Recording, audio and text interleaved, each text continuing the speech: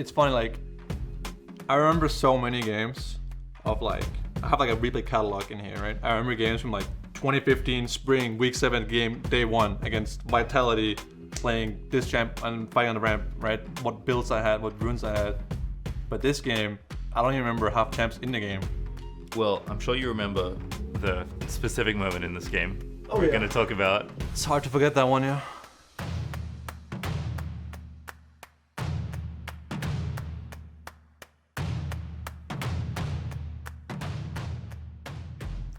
I think our synergy has been going pretty well. Like, since we don't really speak the same language, it's kind of hard. Like, it was kind of hard at the start.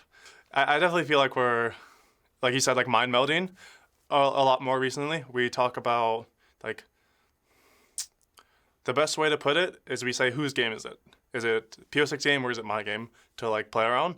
And then from there, we form our thoughts around that.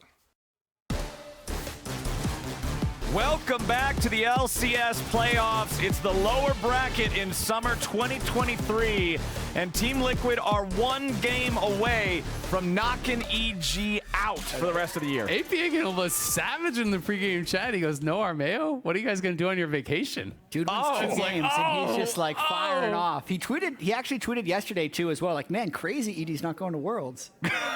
So he's been on the mental edge game, and it's even more annoying when like someone is carrying so hard, and then this other guy just starts popping that's up to always you. how it is in really League 2, gets to I you. swear. Dude, it's great. He might not be fluent in Korean, but he talks hella trash, and that's what you need on the team to really continue with our strategy we were talking about last game of getting the mental edge. Because man, for those of you guys who missed game number 2, we can summarize it real quick. It was a disaster in top lane. After that, it just felt like we were watching EG's funeral procession for the next 13 minutes, as there was no way for them to try to recover that game state. Yep, back to the top 10 entrances for TDL. That's the funeral entrance there. Was that whole game pretty much. We'll see, though, if EG can try to bounce back. They are again on red side. Which I will say is a little bit surprising here because it has just everything has gone so wrong. It's not down to the draft, though, to be fair. It is down to execution. Yep. But I feel like often when teams are having a series go this bad, they just think about what can we change? What can we do to just kind of mix things up and kind of give us a little bit of a new lease on life? When I see a team pick red side, I want to see them have creative counter picks or at least very strong counter picks. When everybody knows that you're going to play Ahri and Rakan and your last 2 picks on red side are Ahri and Rakan, I feel like you're not getting as much out of red side as I want you to get out of red side. I agree. Maybe they were just thinking they get more power picks. I think one thing that is distracting us a little bit from the absolute disasters that are in top lane is it's not like the other lanes are ahead and then can't do anything because top lane went boom. So I think for EG to come back in this series, not only does top lane need to be neutral, but bot or mid need to do something substantial, because you can't just go even forever and expect to win. Yeah. I mean, to be fair, we were talking in game 1, Jojo had a 1K gold lead pretty early on in the 1v1. And then in game 2, it all went away when he tried to go top. And I mean, clearly the EG game plan has been to play through top. Their read was, we're going to pick Sejuani plus a melee champion, we're going to beat down Summit, and that is going to be our in to the game. And Jojo has been able to, I would say, win his 1v1s. He creates opportunities to move around the map, but things are not going well when they do that. You know, top lane has been such a disaster. I feel like with how this series is going, you just have to accept the top lane's not going your way, slam revenge on a tank, and try to play a different style, right? Put Jojo on a champion that is not an enabler like Ahri and more of a pure carry champion. Okay, so we've got the Jace, Renekton, and Rumble that have been banned out for the whole series. Xayah remains banned as well. Ziggs now taken off the table by EG. They let it through the first 2 drafts. It wasn't picked at all in game number 1. APA piloted it in game 2. Jack's now banned away, so this is going to be the first game in the series we don't have him look at on one side or the other. Think it was Poppy, or like what's going on here? They were going for... Poppy was also banned in both previous games. Yeah, it's interesting though. Like first pick, that's shocking to me. Well, it gives over the Trist to EG. They could very well lock in the Kai'Sa right next to it and have that as both their threats, and that's what they're going to do. Yeah, I think that's bizarre to see Poppy go that high prio, first pick, just slamming it down. It is a flex pick, you know, in theory, of course, but I don't think it's really a Summit champ, so I'm not really expecting that whatsoever. I do feel like Trist has been so high value. When you give over Trist Kai'Sa, it just sets you up so well for team fighting, but it also allows Jojo to have a champion that can have individual agency, that can play through side lanes as well. Cassio, though, is really strong in the 1v1 into Tristana, and you have two champions now that really screw with your dashes because you have the Poppy W, you also have the Miasma there, so you can pull off ganks around mid lane. I think that's going to make things really hard for Jojo. And I think it's trying to use APA's champion pool to its fullest. It's I kind of feel like this is TL trying to flex a little bit. Like, sure, we're going to do this like Tristana Kai'Sa blocker just so other teams are now scared to pick Tristana Kai'Sa in future rounds. Because I think if they're trying to go for the most simple one game 3-0, you just stick with your first pick Trist that's been working the entire series. Well, we do get to see the APA Cassiopeia Classic. Also, Nautilus has been a second-round ban in both the previous games for the side of Evil Geniuses. That one's going to be picked up before those bans can come in this time for TL. But Ivern is locked in now for EG. Yeah, and it's going to be Sheiden piloting it. They didn't end up making the jungle swap kind of like I was expecting just because they were already down 2-0. Yeah.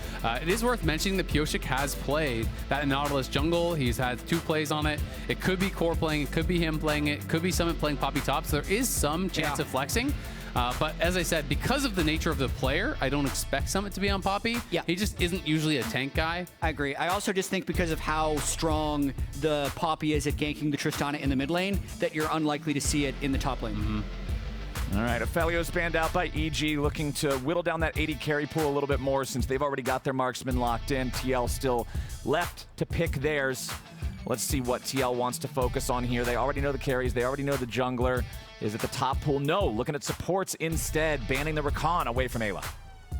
May as well, even though it hasn't been able to win, you may as well make them as uncomfortable as possible. Rakan also a great pair with Kai'Sa, so wanting to make sure that Eyla and Unforgiven can't have a strong influence on this game.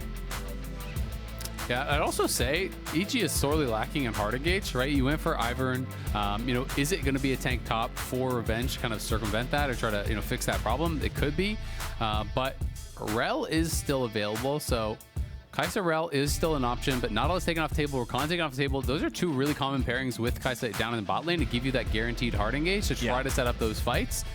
They are going to be missing. Of course, you know, maybe you're worried about playing some of those dash champs, some of those engage champs because of the Poppy, because of the Miasma, but I feel like EG needs hard engage, and their options are getting very heavily limited down in support role. So like you can go Alistar, you can go those types of champs, but it's a lot less reliable.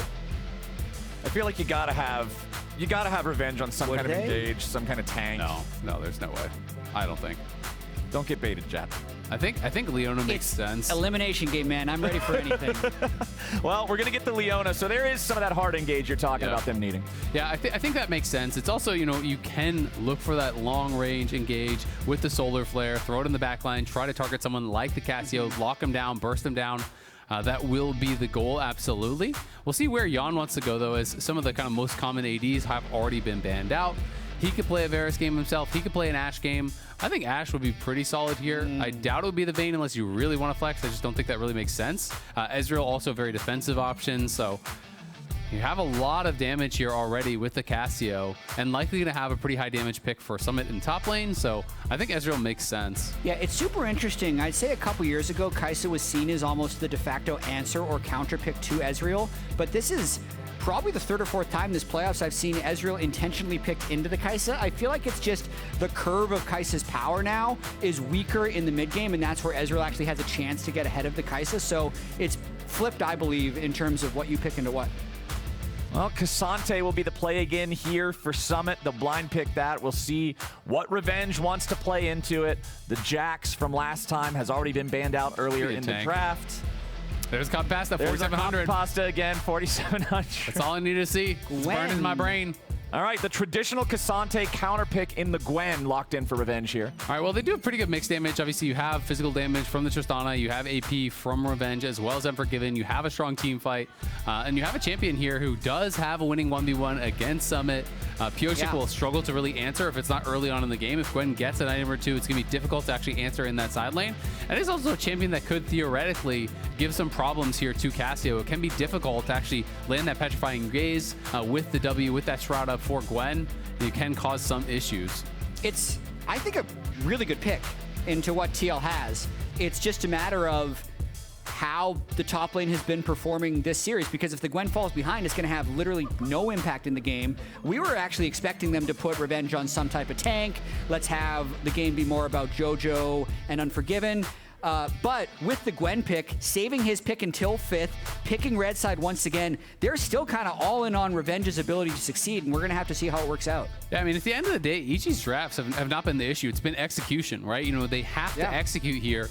If they want to be able to pull off a reverse sweep, it has to start now. They need to be playing clean League of Legends. And I feel like these early couple of minutes are going to tell the story of this entire game, because I do feel like with the state that EG is in, things have been going so catastrophically bad. You got swept out by C9 in a series that you felt you should have won a couple games in, that they were in great positions. Then you're dominated in back-to-back games here by TL.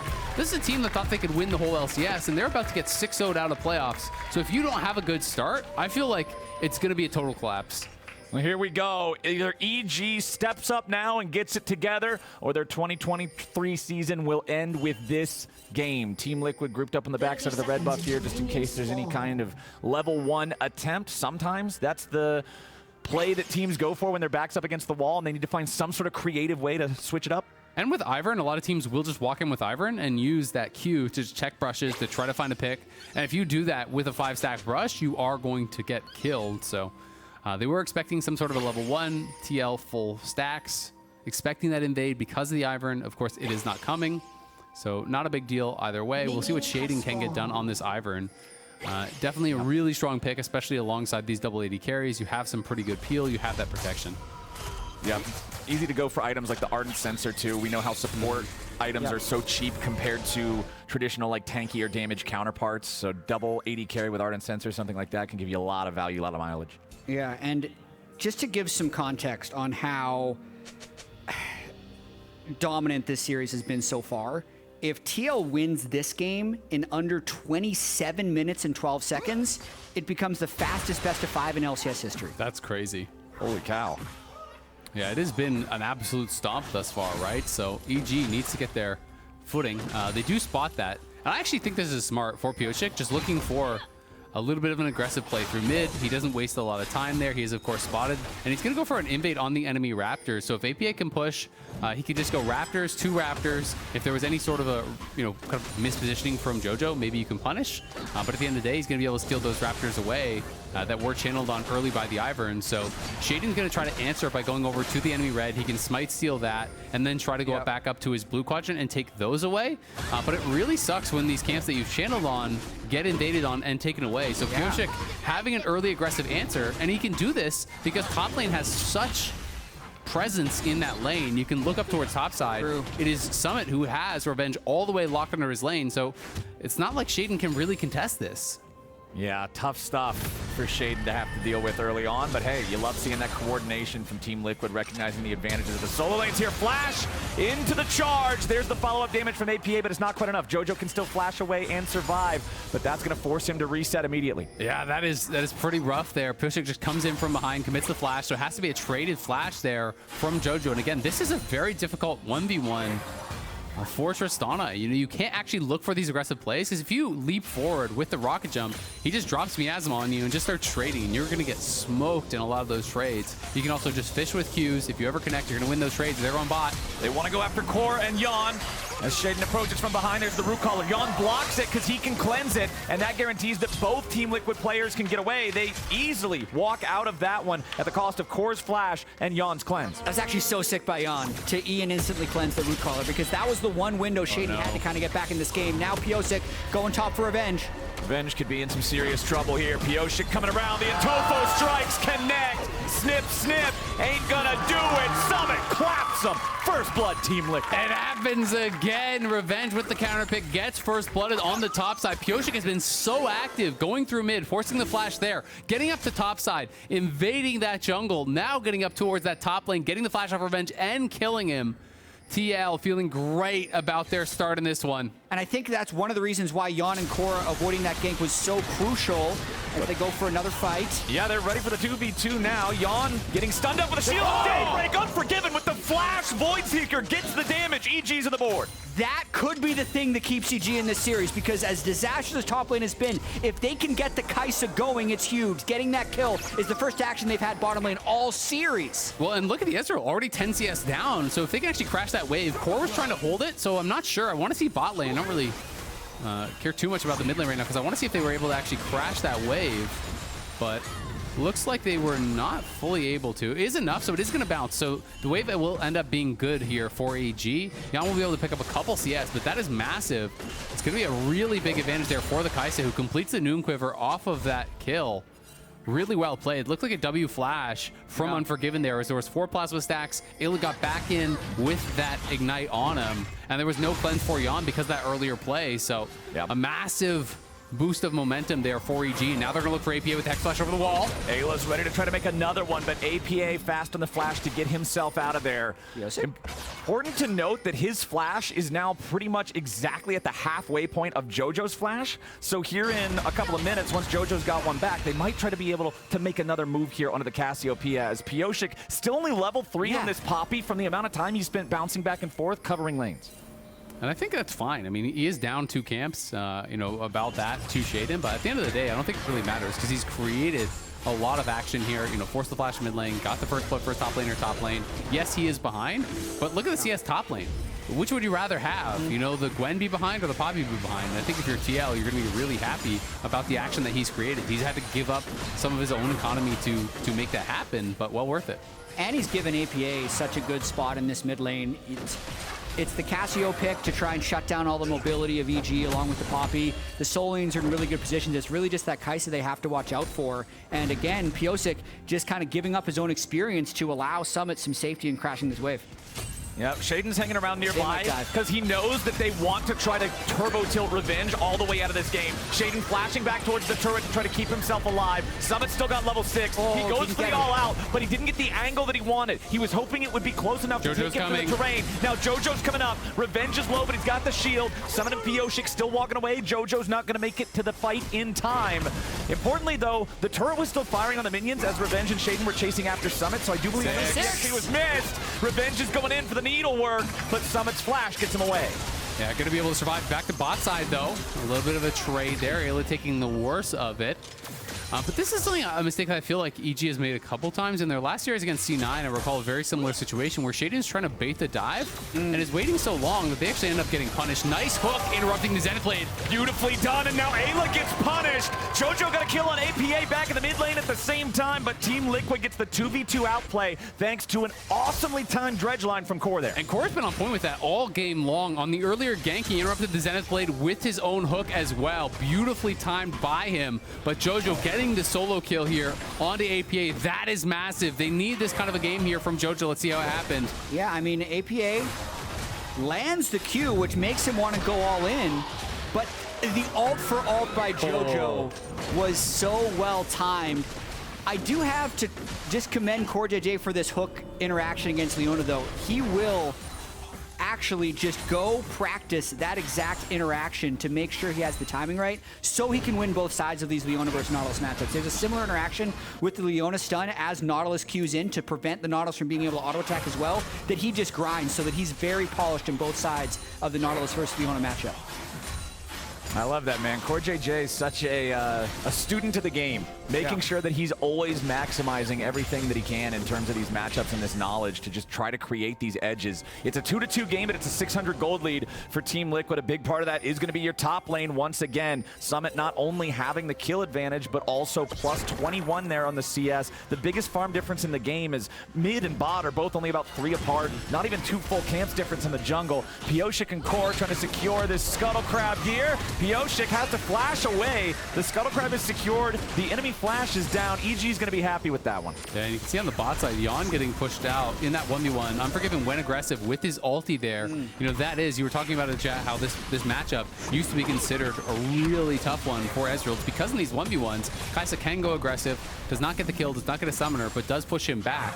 And we'll see if that results in any sort of a farm advantage. At the very least, it's going to be the dragon. But now Pyosik is behind. Oh, the buffer timing there on the W was massive. Yeah, that was huge. If he was locked, I think he could have died there. Yeah, otherwise Pyosik just hex flashes over the wall, walks up to him with a steadfast presence. If nothing else, they at least force the flash. Yeah, exactly. I mean, I think if he comes over the wall, if you're stuck in that miasma, you get tackled back into CoreJJ, you could get locked down. And now they're trying to zone Yeon off of the CS because of that advantage that Unforgiven got in the 1v1. Sheiden's down here, and they know it. So they will be able to hold him off of these 2 waves. That is a pretty nice advantage, and you can see Jojo cheating down towards bot side. So they're trying to really play more towards bot. Yeah. And getting the Kai'Sa an advantage is not only huge for Kai'Sa, but also to keep Yeon and CoreJJ kind of trapped under this turret. It really limits the amount of playmaking TL can have if Core's stuck bot lane. And Yeon, being this far behind, really will matter if he's ever isolated with the Kai'Sa later in the game. You can't fall that far behind in the curve of the matchup because Kai'Sa will just all in the Ezreal throughout the game. And it should be AP Kai'Sa. I mean, maybe he's going to go, full AD again, but like with Tristana, I don't think you need to. I think you can go AP, and I do feel like you're going to have a lot more agency, the ability to poke, the ability to prod, especially on that 3-item power spike is massive. So I'd like to see Unforgiven do that, and they've set him up well to succeed. Yeah, and this is the type of play that I did want to see out of EG if they're going to come back in this series, is minimal attention to top lane. Hey, top lane's bad, but it's not that bad. And in that case, you can just play mid to bot, try and have Jojo and Unforgiven get the momentum in the game, and then they'll still have a chance. 700 gold down at 10:30 with kills on both of their carries is still a winnable game state. Jojo turning his back to the Cassiopeia so he doesn't get stunned up, but now Pyosik's coming over the wall. He goes for the tackle, but Jojo's got the flash to disjoint it in time. He'll escape, but that summoner spell is down now. No ulti, only 1/3 HP, so he's going to need a recall. Yeah, well played on the flash there from Jojo, but again, it's this pressure towards mid lane. Pyosik has been relentless, and he's going to be back up towards top side. Sheiden is there, and they spot him. Once again, Sheiden covering for revenge. He knows that Team Liquid wants to try to just continue beating on this top lane, and he's not going to allow him to find these dives like they would want. Summit still farming some plates pretty effectively, and Tofo Strike's going to yeet revenge out of the brush. They have no damage, though. There's no threat here, I feel like. Oh, there's a root caller. We got Eyla as Daisy well. and Leona, but it's not going to do anything.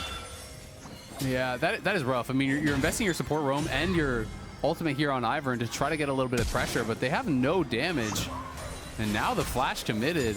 Yeah, I don't really know what that was. Same. Yeah, not 100% sure, but you know what? Happens. We'll figure Looks it out. like they're sweating.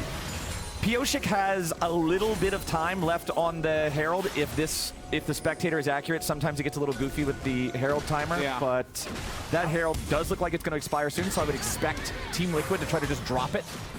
Yeah, they could just drop it mid if they want to try to get some gold here for APA. Make sure he is still sitting in a good position. And again, Sheiden going to be challenged at these Raptors. Pyosik trying to harass him as much as he possibly can. All right, Pyosik having to run away there with a steadfast presence because so many players were coming to collapse on him, so Team Liquid can just clear out this wave. Still about a 1,000 gold difference between the teams here, so significantly closer game than it was previously, much to EG's happiness and relief. Yeah, but EG's bouncing their pressure between mid and bot pretty well right here. Pyosik really wants to drop that Herald, but he's just going to die. Yeah, he just gets jumped on 4v1. He stays alive for an extra second, long enough at least to make it a 1-for-1 as Jojo gets traded back. Revenge and Summit have both teleported into the mix. Nothing else to come of it as both sides disengage. Yeah, Summit with that quick TP, able to lock down Jojo again, got caught in the miasma, can't get out of there. They do get the kill onto Pyosik though. The Herald has not yet expired, so I mean, honestly, the Spectre client is just really buggy with it, so we'll have to see exactly how much time he does have.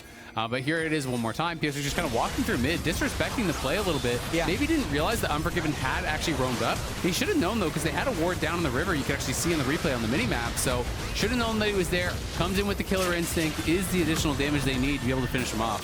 Meanwhile, back to live. Yeon is the target over and over and over, and it's Unforgiven, grabbing his second kill of the game. And all these plays are really based off this Kai'Sa being ahead of the Ezreal. The fact that they made that play in the mid lane was because he shoved up and moved, and then when he goes back, he gets the solo kill, but Herald finally used top. They're summoning up the Herald. It'll kill the turret. Then they're going to follow it up with a kill on Revenge. APA has even joined to guarantee they got enough damage to do it. There's your charge. Turret falls. They're going to get the full 5 plates of value plus 1.6 thousand gold. The lead for Team Liquid. I mean, EG are making plays happen elsewhere, but top lane is such a disaster again that it's going to be really, really hard. I mean, for Revenge to have any effect in this game, I think it's going to be difficult at this point. He's down very far in the farm. They lose the tower. He even burns his flash and his ulti there.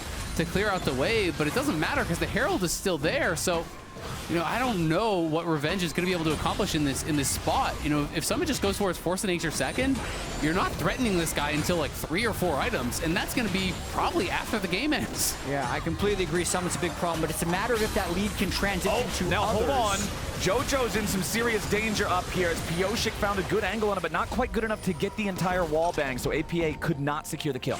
Yeah, and this game is in a really interesting spot because, yes, 2,300 gold advantage just for Summit, but Jojo is even gold with APA, and specifically Unforgiven is 1,400 gold ahead of Yeon. So even though it is a 1,700 gold lead, this is those tricky Summit games that we'd have throughout the regular season where, like, yes, he's really far ahead, but the rest of the team isn't. So how does Summit actually win the game with this lead? He's very good at getting his own advantage and pushing that, but since the rest of his team isn't ahead, this, I think, is one of the truest tests for whether TL is improved as a team. Yeah, and we'll see if he's going to be able to accomplish it. You know, I think from this position, with Revenge not threatening him, he can just continue split pushing and basically play it like a side laner, right? Just go up, you know, use the Demolish procs on the turrets, use those Sheen procs on the turrets, try to chip away at them. And in the 5v5, he can really threaten Jojo and Unforgiven, who already have a very difficult job with Miasma plus the Poppy W. So I feel like TL's in a really good spot thus far, but we'll see if EG can, you know, make those big plays, kind of change things around. APA sent up topside to answer Jojo's push onto the tier 1 turret. Pyosik will shadow him up here. He walks over top of a ward. They're going to see that now. Sheiden and Eyla still hanging around. The Ivern and Leona goon squad constantly trying to provide the CC to make these picks. APA forced to flash there to avoid the engage. Of the 3 games, this is probably the best state EG's been in. Yeah. Early game 1, they were looking really good before it started to go. Before the Aatrox Jack stuff started happening. Yeah. But I agree. I mean, they're in a decent spot, and they have a strong composition. There's composition skills really well. You know, all 3 of their carries do. So they definitely have opportunities. I just think it's going to be tough. Summit's coming in from the side. He's ready to go to the in-game for the Pathmaker here at the very start, but he goes all out real fast. Has to flash away, lost too much of his own HP. He barely survives, only 200 health left. So Team Liquid's play goes a little awry. A good early flash there from Jojo does help to keep him safe as it forces Summit further into the team than he actually wanted to go. You know, Jojo has the shift completed, is going to be AP Kai'Sa.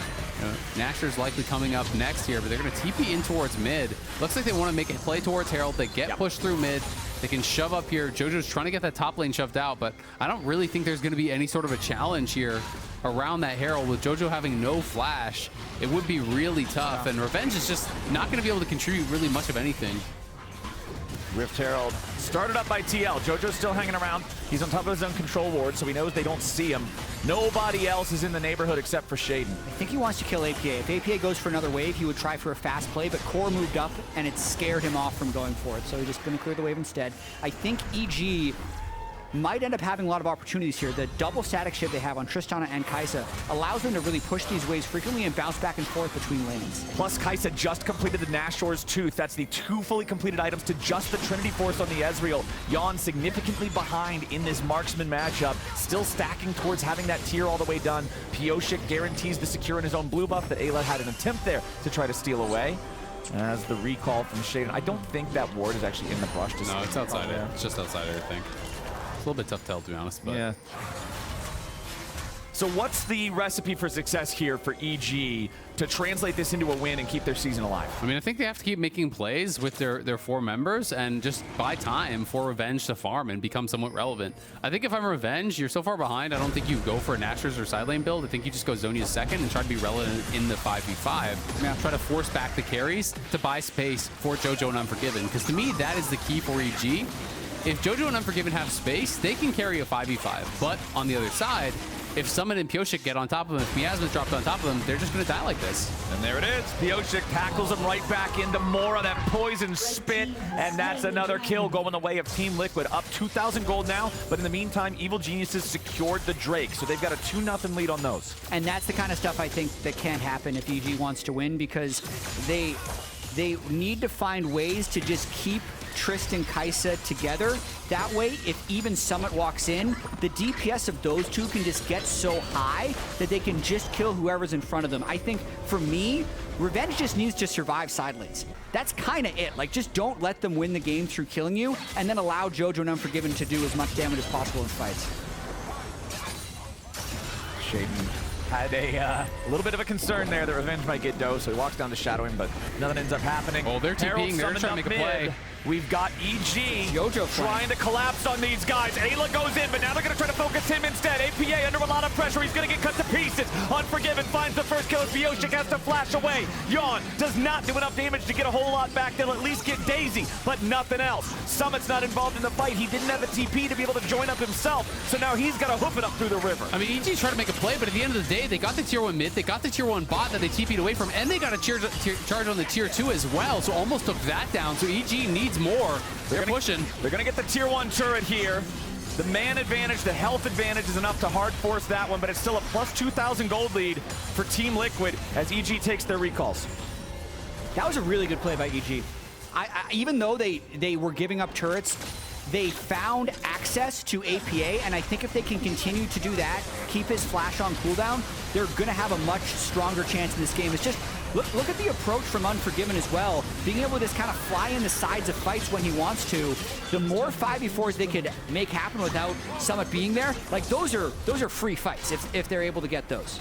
Yeah, I mean, they were obviously hoping to get even more. Had the fight gone a little bit better, they get a couple more kills. They could have snowballed that into potentially a couple towers and really kind of gotten the most from that, but it was a good angle.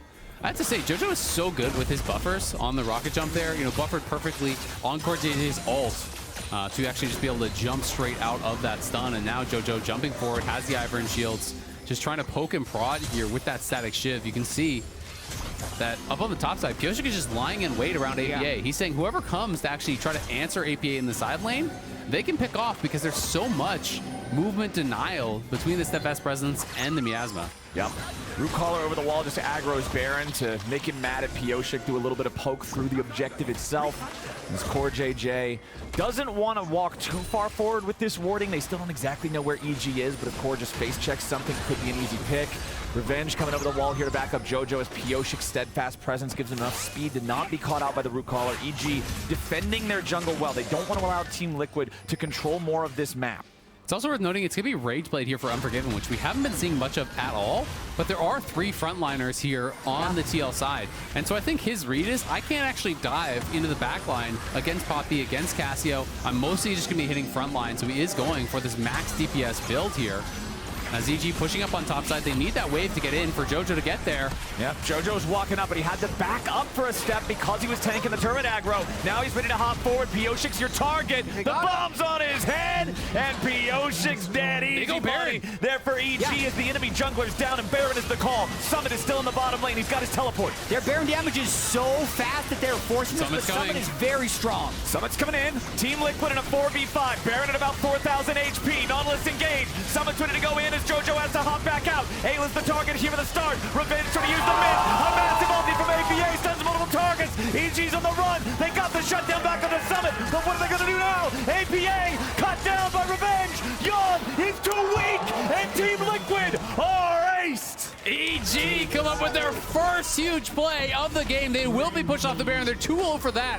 But they can base, they can get back out on the map, and finally signs of life here as the 2 marksmen for EG are able to barely stay alive and make it happen in this fight. This all started with the pick on a Pyosik, which allows them to start Baron, but then it's just about how much damage can they do to the front line. Unforgiven and Jojo just try and turn and burn Summit. Even though both of them get hit by that Cassio ultimate, it is just not enough. Unforgiven shields at the end of it, dumps enough damage down onto APA that Revenge can finish it, and then also finishes Yeon 2 levels above him. They're back on the Baron. Back on the Baron as a teleport is cast by Team Liquid. True Shot Barrage finds the Baron already at 3,000 HP. Sheiden comes over the wall with the Root Caller. The Baron's secure. forward. EG gets it without a fight from TL, but now they're ready to try to follow up for something after. Ayla's here on the front line, but Leona is that tanky support. Now Summit's stuck on the front. Yeon has to back away, and the Fed Cassante flashes in retreat. Team Liquid thought they could get something, and EG give them a punch in the mouth. And now TL is so low that EG might be able to just push him in and go for the Cloud Drake, putting them on soul point as well. EG has used their strong carries to pull themselves back in this game. I mean, I've got to say, Unforgiven played that fight around Baron so damn well. Really getting the maximum amount of damage out that he could. And Jojo, again, had another buffer on an ulti from CoreJJ just every single time he's been able to get it. Now they get to tier 2 mid. They're going to be able to have that push up on top side. Moving over towards this dragon, looking to take that as well. We'll see if they kind of got a little bit greedy going for the tier 2 first, but they should be able to secure this. And Revenge has got to be getting close to his second item. And man, Yeon has just been invisible this game, whereas Unforgiven has been the X factor for EG. That's what's different this game compared to games 1 and 2. The impact that Kai'Sa has been able to have, the advantage that he has over the Ezreal, both in this original matchup in bottom lane where he was constantly posing a threat when everybody else was roaming around, and now in the team fight, his presence is just so much greater. I mean, it's massive, right? This Kai'Sa pick has done so much for them. Finally going that AP build, and Jojo getting confident, but I will say there is an opportunity because TL. Oh, Summit's all aggressive. Jojo jumping back away. Rocket jump on Summit there. He goes back in for the third hit of the Intofo strikes, but Ayla's there. It's a team game. 2v1. They end up getting the kill. Jojo's taking that one. He recalls, then immediately teleports right back with full HP to continue to push. Yeah, and they can just try to clean up even more turrets here. They're going to be pushing in for this tier 2 without Summit. He's strongest member really for TL at this point. APA and Yeon are miles behind. Pyosik does have a bit of an angle, and it is hard to siege into the miasma to try to step forward. It's really, really risky here. It's also hard to fight back when there's that bush there. So every time Jojo steps out to hit the turret, he can just dance right into that bush. Team Liquid's going to be completely blind, so EG can kind of just take their time killing this turret. Evil Geniuses need a little bit more damage to take it out. That last Baroned up cannon minion not going to survive long enough to do it. Pyosik's going in. He wants to find the engage on Jojo. If they can kill the enemy Trist here at the very start, they're going to get a shot, and the miasma locks them down. Now Summit's ready to join up. Ayla's the next target, but Revenge is going to break the base at the same time. Sheiden and Unforgiven are just trying to buy a little bit more time if they can, as Revenge has the wave, he's got the damage, and he's got the mid lane inhib down. Yeah, they will get that mid lane inhib, which is nice for EG, but at the same time, it's a good pick on bot side. They punish Jojo. He's missing his flash. That was that kind of window of opportunity that TL really wanted to capitalize on. The flashes are going to be coming back soon. Unforgiven has his cleanse back now as well. So the next fight is going to be that much harder here for TL. But it's a good swing, and they do get a kill. Revenge should finally have a second item when he does base. He's going towards the Nashers. Didn't decide to go for more of that kind of combat 5v5 build with his zonies early. Nearly a third item completed on Yeon's Ezreal. Now you can see the last Whisper, expecting that one to be done hopefully here in the next few minutes for TL, because again, the difference between these AD carries has been so huge. Yeon having that cleanse, once he has the flash back up and he's at full playmaking capacity, I feel like Team Liquid either has to start off by killing him or you just don't fight at all. Absolutely, and I think this could be a huge bounce back for EG if they can close this game, but we have to remember TL is up 2-0. If EG loses this game, season completely over. TL has that forgiveness, so to speak, in this game, but I gotta say, this game does speak to some of Team Liquid's weaknesses as a team this season. Summit got massively far ahead, 3,000 gold ahead of Revenge, but the way EG has come back in this game is just by avoiding Summit. Summit's in a side lane, the team is in an approachable position, and EG is just getting numbers advantage fights with Summit not there. Or when Summit does fight, he's on his own, and there's 3 or 4 people from EG there. So this is the type of game plan that I think EG needs to replicate in the rest of this game and in the series. Revenge is going to fall behind, just accept it, focus on Jojo and Unforgiven, and attacking the rest of TL. Yeah, and Jojo, I mean, was able to get that solo kill in mid lane on APA. That was big, but Unforgiven, I think, was the big surprise, because Unforgiven, normally when he has a good game, it's just only about the 5v5s, right? He's not known for his lane dominance. Ayla and him, generally just play more passively, farm it up, and try to perform in those 5v5s, but they were able to find those opportunities to really punish Yeon, and that's what I think really opened the game up for him and allowed him to succeed in the 5v5s in this one. So now working towards his 4th item, going towards Void Staff. The BT's already done for Jojo, so these are some pretty big power spikes for both of the carries. And TL, I will say though, has really good playmaking. Yeah. And because there is no cleanse on Jojo, there's always options. We'll see how good Sheiden can be with the Mikhails that he's holding on to. Because you do want to try to really focus on down Jojo. But he's been so good with his rocket jump buffers, and now with the Mikhails behind him, it's going to be that much more difficult. Also, that stopwatch in his inventory. Team Liquid's going to need a very, very good engage to have any kind of a chance. It's 40 seconds until the next Drake spawns. EG also commands that lead 3-0. It'll be Cloud Soul for them if they can secure this. And Unforgiven is like a raid boss right now. Void Staff completed, level 16, 700 gold bounty. I think even though you're thinking maybe, hey, if we can pick Tristana or Gwen, that's a squishy we can take down. I feel like if they don't kill Kai'Sa, they don't win. Yeah. Because of how much damage he's going to be pumping out in this final fight. The Kai'Sa is absolutely unreal right now for EG. As Team Liquid forced back out of mid lane, they're going to go in on CoreJJ. He's got to try to get back out as Revenge is coming in from the side here with a needlework. They use the Poppy ulti to try to eject EG back out. Revenge is unafraid. Summit's got to fall back off to the side as Revenge finds 5 needles into Yeon and forces him to flash away now too. APA getting chased down by Jojo. EG won't get any kills, but they chase Team Liquid out of Summoner's Rift. And now they're kind of debating. You can see they were heading towards the Baron, but Jojo now going towards the Dragon, so they're going to try to do both here. This could get risky. There's TP coming in to try to answer this Baron play. It's Summit, and now APA is coming too. The double TP, but Pyosik has been caught back in the mid lane. They've killed the enemy jungler. EG found a Christmas present wrapped and waiting in the mid lane. The game has just become a little bit of chaos because of these 2 big objectives. EG going for the big one right now. This might be the game right here. Jojo goes in. APA is locked down. The stasis will only buy him 2.5 seconds as Revenge will get the job done. Jojo gets the shutdown, and Unforgiven is jumping in to guarantee that Summit's gone too. Yeon cannot play this one 1v5, and evil geniuses are going to march it down mid and keep this series alive. EG with a huge bounce back, and look at Unforgiven. Massive lead in lane, unkilled. Huge Kai'Sa in this game. EG stays alive. EG getting it done as Yeon and Pyosik can't do anything but watch the Nexus fall. 30 minutes in, 15-9. EG's on the board. Such a confidence booster as well there for EG. Finally being able to get some things working in their favor in this one. Unforgiven, I agree, Jatt really was the X factor. The guy that needed to step up here was able to do so. Jojo had a really good game as well. The Ivern, I think, worked great with their composition. Eyla found some good engages. And EG now finally gets their first win in playoffs. They got swept by Cloud9. They have a win on the board, but it still has to be 2 more back-to-back wins here. And I think that, you know, when we look back at this game, even though Pyosik was really active early on the Poppy, I would be regretting not first picking the Tristana. It was so weird. It was, I think, really weird priorities in draft. Yeah, I was thinking exactly the same thing. You can see the body language now completely improved for Evil Geniuses. It's like a second lease. But when TL win the first 2 games by first picking Trist, and Trist is just up, they had such a mental edge. I feel like they're just trying to completely break EG, but like for what? You just need to win 1 more game. It doesn't matter where their mental is. EG, I think, completely back in the series after that one. 2 more games to move on. They're back in the series. They were playing around Unforgiven. It's a fresh look for EG, and we're heading on back over to the LCS Lounge to break it all down. Welcome back to the Analyst Lounge. I was wondering how this is. So this is a reverse sweep. Because you're sweeping with the wrong side of the I was going to ask why are you sweeping, because it's not a sweep. True. It's a reverse sweep. True. It's the Patrick gif. That's what it is. I've nabbed it.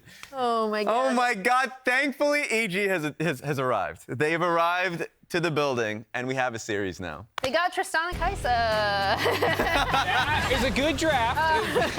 Yeah, I mean, obviously, we're going to take a look at Jojo and Unforgiven in particular, kind of beasting. Emote game was strong with this one too. But yeah, also partnered with the Ivern, just gives you snares, shields, everything a growing carry wants. And yeah, but I think individually they played a lot better too. I mean, despite some of the tough fights. I think JoJo was a lot more aggressive and better Yep. about actually getting himself ahead, and Unforgiven stepped up. I think he was fine in the other games, but pretty forgettable, and this was the first time I really felt like he kind of took over. And with both your marksman fed, it's a very easy game to run over, despite the fact that Revenge is still having big troubles in the top side. Yeah, it's funny too, because seeing JoJo just basically jump on top of Summit's head in the top lane, go mid, like, and jump on, like, he's trying to get something happening, because they were in a deficit. That video didn't end up showing it, but to your point, they were in a deficit early. They got to kill top lane. Revenge, as we mentioned, has struggled a little bit on that one too.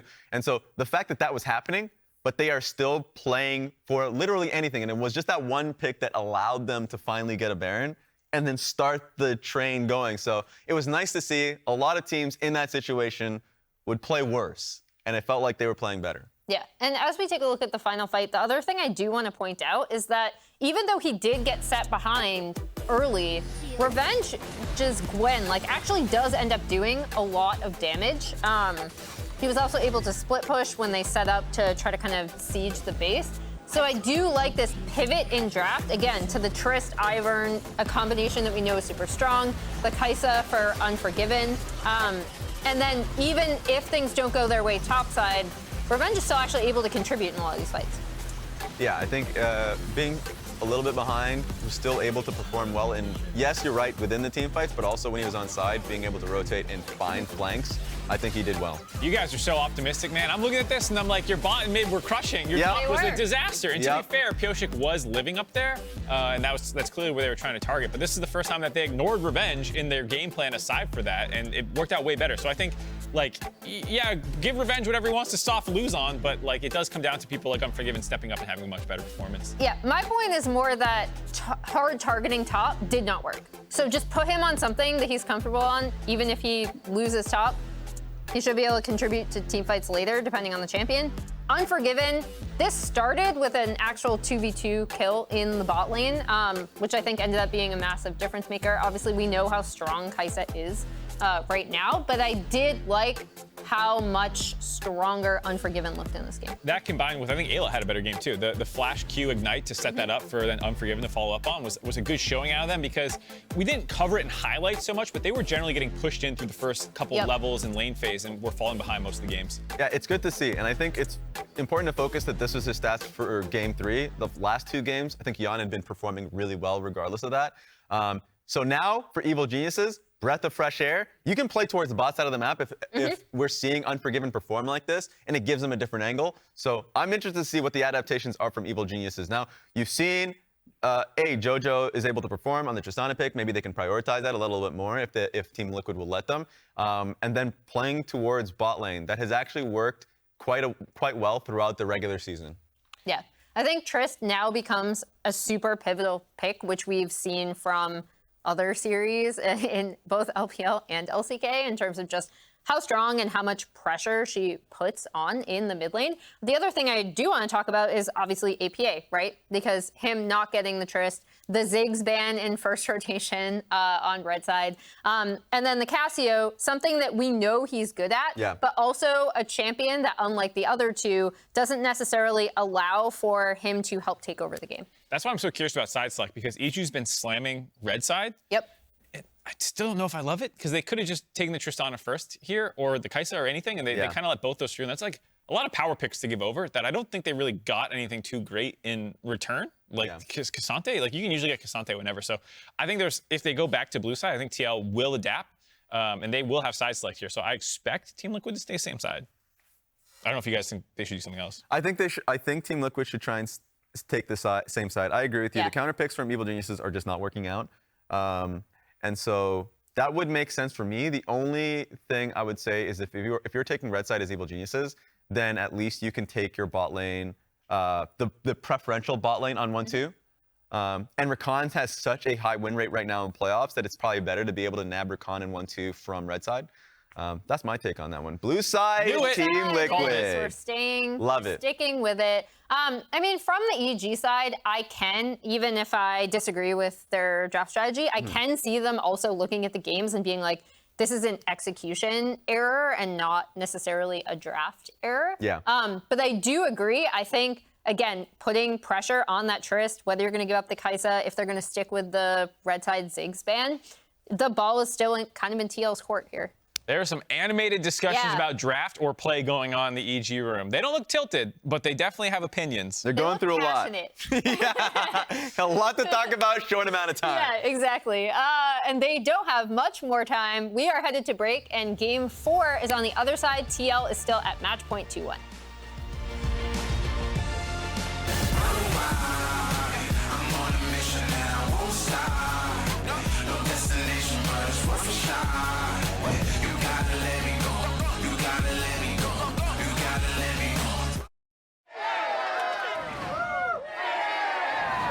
Red Bull gives you wings.